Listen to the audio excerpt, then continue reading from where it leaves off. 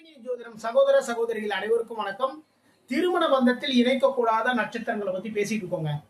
உங்களுடைய குழந்தைகள் கார்த்திகை நட்சத்திரம்னு வச்சுக்கோங்களேன். கார்த்திகை நட்சத்திரத்திற்கு மூல நட்சத்திரக்காரர்களை உங்களுடைய மகனுக்கோ திருமண பந்தத்தில் இணைக்கக்கூடாது.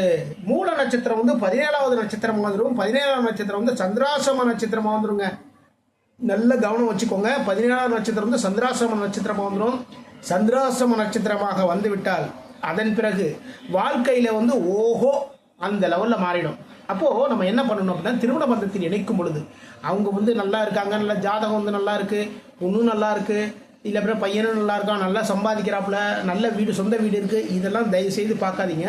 இணைத்த பிறகு அவங்களுடைய வாழ்க்கை எப்படி இருக்குங்கிறது பார்க்கணுங்க. இதுதாங்க மிக மிக மிக முக்கியம். அது மாதிரி நீங்க ஒரு பிசினஸ் பண்ணிட்டு இருக்கீங்கன்னா, பிசினஸ்ல கூட நீங்க கார்த்திகை நட்சத்திரம் வச்சுக்கோங்களேன்.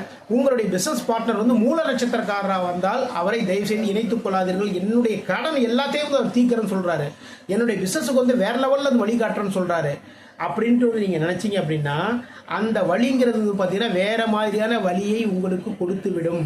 சரிங்களா? அப்போ உங்களுடைய நட்சத்திரத்திற்கு தாராபலம் உள்ள நட்சத்திரமாக பார்த்து இணைந்து கொண்டால் வாழ்க்கை மிகப்பெரிய இன்பகரமான ஒரு தோட்டமாக மாறும். மீண்டும் அடுத்த பதிவில் சந்திப்போம். நம்முடைய ஸ்ரீனிதி ஜோதிடம் சேனலை லைக் பண்ணுங்க, ஷேர் பண்ணுங்க, சப்ஸ்கிரைப் பண்ணுங்க.